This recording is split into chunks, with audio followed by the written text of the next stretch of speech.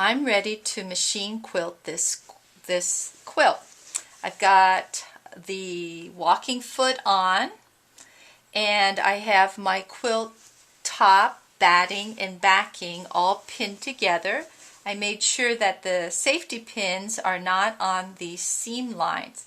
And before I've started, I've kind of drawn a really rough design here, and I've put arrows in where I'm going to start and how I'm going to go around this quilt, because when you're stitching on the machine you really don't want to start and stop. So I can go around all the squares, these squares in this quilt top, by starting in one place and ending in that exact same spot without having to start and stop. So the first thing I need to do is I need to make sure that my bobbin thread is drawn up. So I just pull this up.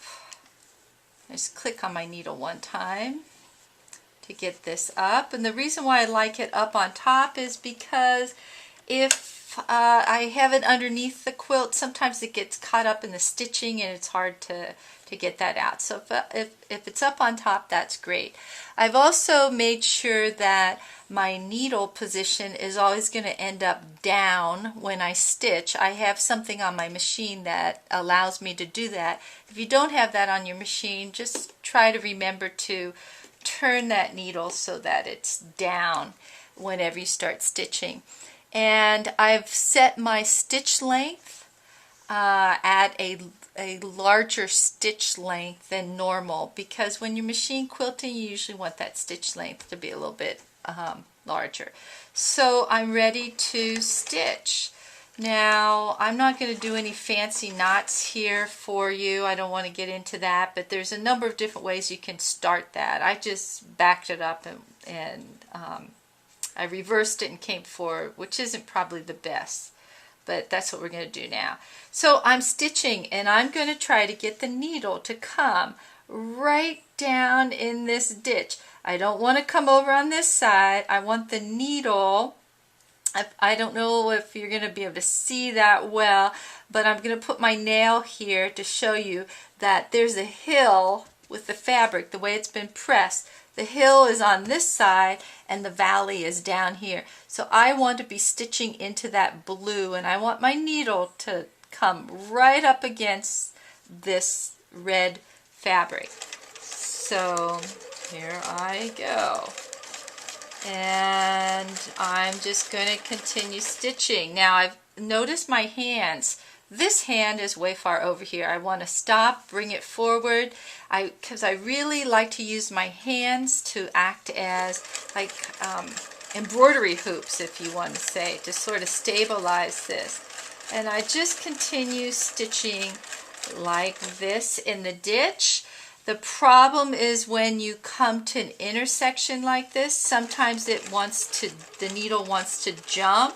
So I went through there kind of slow. And notice right here, oh, it looks very strange. And the reason why it looks strange is because when I pressed it, this has a tendency, the seam allowance underneath here wants to come on this side. So I've got to be careful when I get to this spot, because once again the needle is, now the needle's going to be down in this red because I'm on a new section. So I've got the valleys down here, the hills right here. The needle's going to go down in this valley and push up against this. So I've got to be careful when I come through here.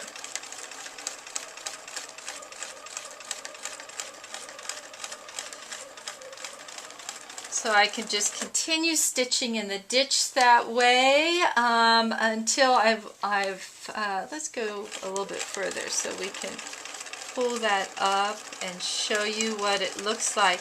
When you're stitching in the ditch, what's going to happen is you're not going to see the stitch. It's kind of, or it probably will be hidden in the ditch. So let me come over here and show you. Right here, I didn't do such a good job. I jumped and I went over on this side. Remember I said I want that stitching to be down in the ditch. I can see I did that on purpose so you can see what not to do, but I really didn't do it on purpose. So the stitching is down here. It's in the blue. If I turn this over on the other side, you're going to see the stitching. It's just going to be straight line stitching. And I'm going to do that all the way around the quilt.